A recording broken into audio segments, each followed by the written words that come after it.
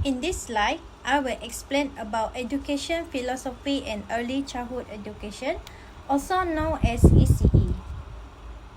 Education philosophy refers to beliefs and principles about teaching and learning.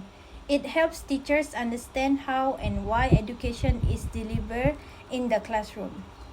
Meanwhile, early childhood education focuses on children aged from 0 to 8 years old. At this stage, children develop important cognitive, social, emotional, and physical skills that support their overall growth and learning. The objective of this presentation are to explain what educational philosophy is and to introduce early childhood education or ECE. This presentation also helps us understand the role of philosophy in teaching and learning, especially in supporting children's development and creating effective learning experience. So, in this next slide, we can see the importance of education philosophy in teaching. First, it helps teachers plan effective lessons and suit children's needs and abilities. Second, it guides teaching method and classroom management to create a positive learning environment. Besides that, education philosophy promotes meaningful and child-centered learning, where children can actively participate, explore, and develop their skills effectively. Now I will explain about essentialism. Essentialism is an educational philosophy that focuses on teaching basic knowledge and essential skills that every student needs. In this approach, the teacher plays the main role in the classroom, while students are expected to follow instructions, learn discipline, and master important subjects such as reading, writing, and mathematics. There are several strengths of essentialism. First, it provides a strong academic foundation for students. Second, it encourages discipline, responsibility, and respect for rules. Besides that, the learning objectives are clear and well structured, which helps children master basic skills effectively. However, essentialism also has some limitations. Since each teacher-centered, students may have less opportunity to participate actively. It may also reduce creativity and self-expression. In some cases, learning can become stressful or boring for young children because the focus is mainly on discipline and repetition. In addition, this approach may not always consider individual interests and needs. Some example of essentialism is the classroom art teachers using flashcards to teach alphabets and numbers, students repeating phonics sounds together, and daily routines such as reading practice and spelling exercise. Teachers also give direct instruction while students complete worksheets to strengthen their understanding. In conclusion, essentialism is important because it helps students build strong basic knowledge and discipline, although it may limit creativity and student-centered learning. Next, I will explain about perennialism.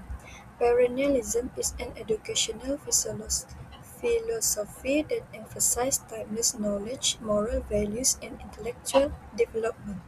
It believes that education should focus on important ideas and truths that remain valuable throughout life. There are several strands of perennialism. First, it encourages critical thinking and reasoning skills among students. It also promotes moral values and character development. Besides this, children can develop understanding through discussion and questioning.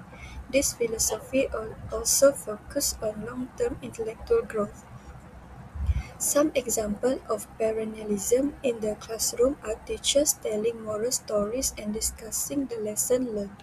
Students also participate in question and answer sessions and group discussion about honesty, kindness, and responsibility. In addition, reading classic children's literature helps students develop their thinking skill and values. However, perennialism also has some limitations. The content may be too advanced for young children in early childhood education. It also gives less focus on hands-on and play-based learning. Teaching methods may become too traditional and sometimes it does not fully consider children's interest and development stage.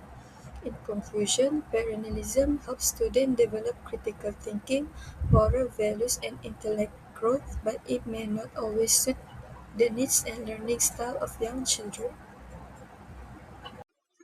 Hi everyone, my name is Chavena. For these slides, I will explain the definitions and strengths of progressivism and constructivism. First, progressivism focuses on learning by doing and real life experience. This means students learn better when they are active involved in activities rather than just listening. In this approach, teachers act as facilitator, guiding students instead of giving direct instructions. It also focuses on children's interests, making learning more engaging and relevant to them. Next, constructivism explains that children build their own knowledge through experience. Learning happens through explorations and interactions with others. This theory is based on ideas of Piaget and Vygotsky, who believe that social interaction and personal experience are important on learning. Both approaches share similar strengths. They encourage active and child-centered learning, help students develop critical thinking skills, and make learning more meaningful because students can connect it to real life. That's all for me. Thank you.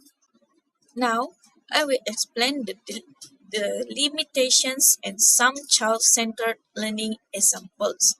Even though this approach are effective, they also have some limitations. First, they may have less structures, which can cause some learning objectives to be missed. Second, it can be difficult to apply consistently in every classroom. Lastly, some children may need more guidance, especially those who struggle to learn independently. However, there are many good child-centered learning examples. For instance, learning through play allows students to explore ideas in a fun way. Group discussion encourages sharing ideas, and exploration allows students to discover knowledge on their own. As a critical insight, both approaches are effective but need balance. Teachers combine these methods with proper guidance to ensure all students can learn effectively. That's all for me. Thank you. My name is Aina QURRATU'AINI binti Musa.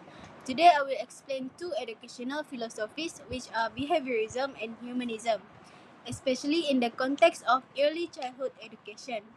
I will also compare their teaching approach as well as discuss their strengths and limitations. Firstly, behaviorism is a philosophy that focuses on observable behavior. According to behaviorists, learning happens through stimulus and response. This means children learn through reinforcement, repetition, rewards, and punishment. Two important figures in behaviorism are B.F. Skinner and John B. Watson. They believe that children's behavior can be shaped by the environment. In the early childhood education, behaviorism is often used when teachers reward children for good behavior, such as giving stickers, stars, or praise when they complete tasks or follow instructions. Next is humanism. Humanism is a philosophy that focuses on personal growth, emotions, and self development. Humanists believe that children learn best when they feel safe, respected, and supported. Important figures in humanism include Abraham Maslow and Carl Rogers. They emphasize the importance of emotional needs and self esteem in learning. In early childhood education, humanism encouraged teachers to create a caring and supportive classroom environment where children can express themselves freely and confidently. Next, behaviorism has several strengths in early childhood education. First, it helps maintain discipline and classroom control. It is also effective for teaching routines, basic skill, and positive behavior. Besides that, rewards and reinforcement can motivate children to participate actively in class. However, behaviorism also has some limitation. It focuses mainly on behavior rather than emotions or feelings. This approach may also limit creativity and independent thinking because children may become too dependent on rewards. For example, a teacher may give stickers to children who keep the classroom clean or complete their homework. Then I will explain about strength and limitation of humanism. One strength of one strength of humanism is that it promotes self-confidence and emotional development among children. It also encourages creativity, self-expression, and child-centered learning. Furthermore, humanism helps build positive relationships between teachers and students. However, there are also some limitations. Humanism may place less focus on academic structure and discipline. It can also be difficult to apply in large classrooms because teachers need to give individual attention to each child. In addition, children's progress may be harder to measure. An example in early childhood education is when teachers encourage children to express their feelings through storytelling, drawing, or classroom discussion. After understanding both philosophies, we can now compare their teaching approach. When comparing both philosophies, behaviorism is more teacher centered, while humanism is child centered. Behaviorism focuses on controlling and shaping behavior through rewards, and punishment. On the other hand, humanism focuses more on emotional well being, personal growth, and encouragement. Behaviorism usually uses structured learning and external motivation, whereas humanism supports flexible learning and internal motivation. Both philosophies have their own importance in early childhood education because they support different areas of children's development. That's all from me. Thank you. I will do the conclusion. In conclusion, every educational philosophy has its own strengths and limitations in early childhood education. Essentialism and behaviorism focus more on discipline, structure, and basic skills, while progressivism, constructivism, and humanism emphasize child centered learning, creativity, and emotional development.